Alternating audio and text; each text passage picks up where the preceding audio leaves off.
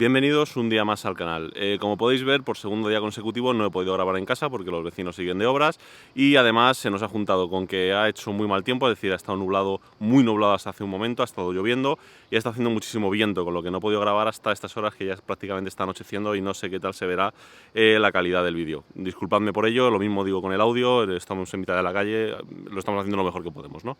¿De qué vamos a hablar hoy? Hoy vamos a hablar de lo que ayer nombramos como ANI. ¿Qué es esto de ANI? Es el Artificial Narrow Intelligence, que podríamos traducir como inteligencia artificial estrecha. ¿A qué se debe este nombre? Bueno, este nombre se debe a que es el primer tipo de inteligencia artificial que vamos a ver y se llama estrecha porque abarca solo un campo muy pequeño, ¿vale? No es una inteligencia artificial como la que vemos en las películas, de un Terminator o de algo que nos habla o algo por el estilo, no tiene absolutamente nada que ver. Son pequeños programas, pequeñas redes neuronales en realidad, que vamos a utilizar para resolver problemas concretos mucho mejor que nosotros mismos lo haríamos, ¿no? Vamos a poner ejemplos de ANIs, ¿no? Que yo creo que se ve bastante bien y ahora nos metemos en cómo funcionan, ¿no? El ANI más clásico que todo el mundo utilizamos y que yo ya he mencionado un par de veces es Google, ¿vale? A día de hoy, cuando tú le haces una pregunta a Google, te devuelve la respuesta una red neuronal con una inteligencia artificial programada, digamos, entrenada a base de hacer distintas búsquedas, y esto sería la primera inteligencia artificial estrecha que todos conocemos y que todos usamos, ¿vale? Hay muchísimas, es decir, todos los programas que a día de hoy se dedican a hacer inversiones en bolsa son pequeños ANIs que se dedican a resolver problemas. Los sistemas de conducción autónoma, dependiendo de lo bien implementados que estén, ya pueden empezar a considerarse ANIs.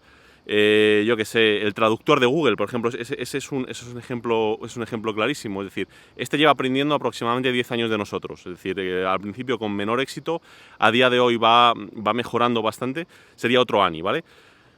Siguiendo con Google, el reconocimiento de voz que tiene Google, si lo habéis utilizado alguna vez en un Android o en la página web de Google, que podéis hacer una búsqueda con un microfonito que hay en el lateral, también sería un ANI, ¿no? Si os fijáis, según vais hablando, va recomponiendo lo que cree que vais diciendo hasta al final conseguir una frase que normalmente en un 99,9% de las veces clava exactamente lo que estáis diciendo, incluso si mezcláis idiomas, ¿no?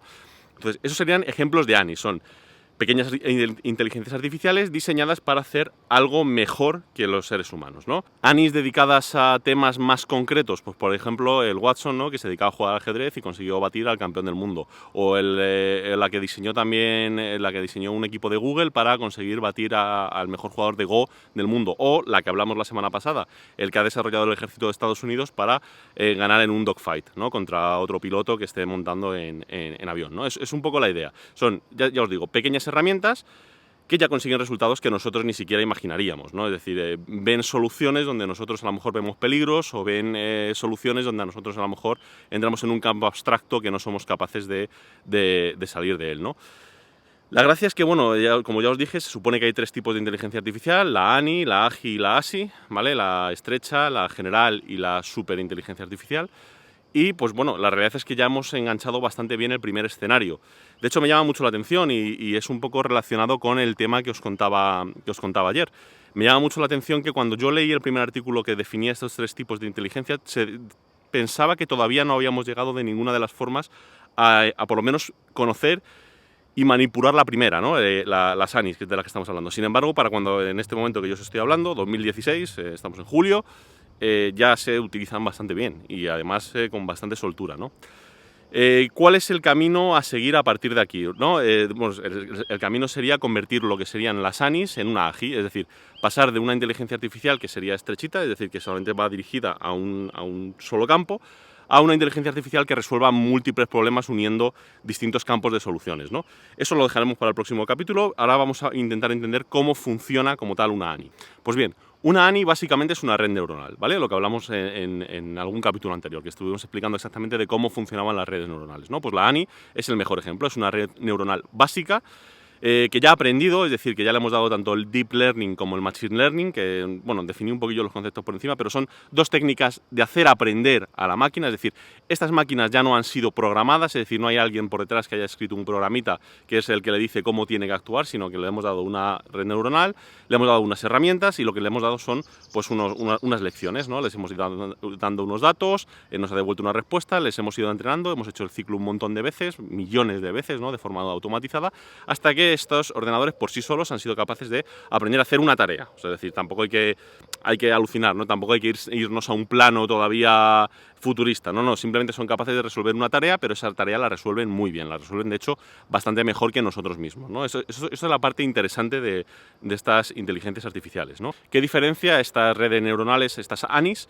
del resto de redes neuronales de las que estuvimos hablando la semana pasada? Bueno, pues que ya no solamente han sido entrenadas, no solamente han sido optimizadas con distintos sistemas de aprendizaje, sino que además, una vez tenemos el resultado final, ha sido implementado sobre otro programa más. Es decir, nosotros nos vamos a una aplicación concreta, como digo, desarrollamos un software y ese software tira de parte de las respuestas que utiliza esta ANI, ¿vale? Esto puede parecer un poco abstracto, pero simplemente lo que estamos haciendo es supervitaminar, podríamos decir, como decían los dibujos animados, una aplicación que ya tenemos, ¿no? Es decir, en este caso, imaginaos el buscador de Google, pues antes pasaba de utilizar una fórmula a utilizar esto, ¿no?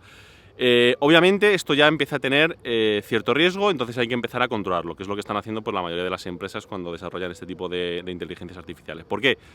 Pues porque puede dar resultados que no son los esperados y que a lo mejor no nos gustan, ¿no?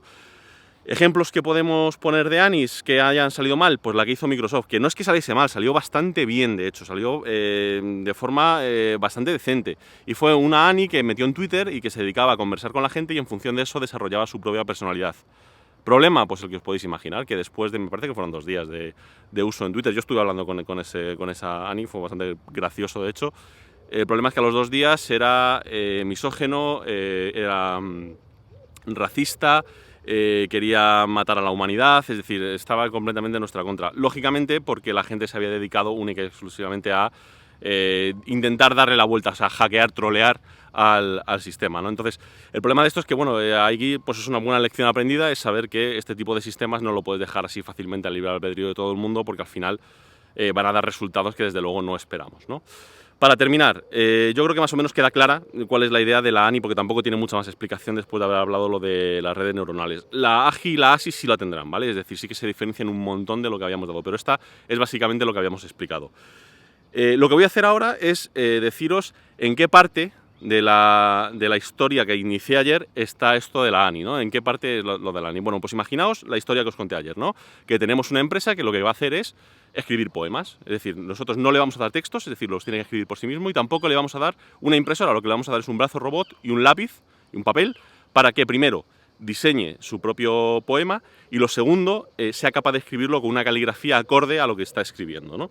¿Dónde estaría aquí la ANI? Pues la ANI estaría en 2 sitios. En lo primero sería en el software que desarrollaríamos para que aprendiese a hacer poesías. Seguramente le cargaríamos todo tipo de libros de poesías que ya funcionan para que hiciese un análisis y a partir de esto nosotros le diríamos diciendo genérame poesías y yo le diría dando notas, es decir, pues mira, esta que me has dado es un 0 porque ni siquiera rima, no tiene problemas y tal.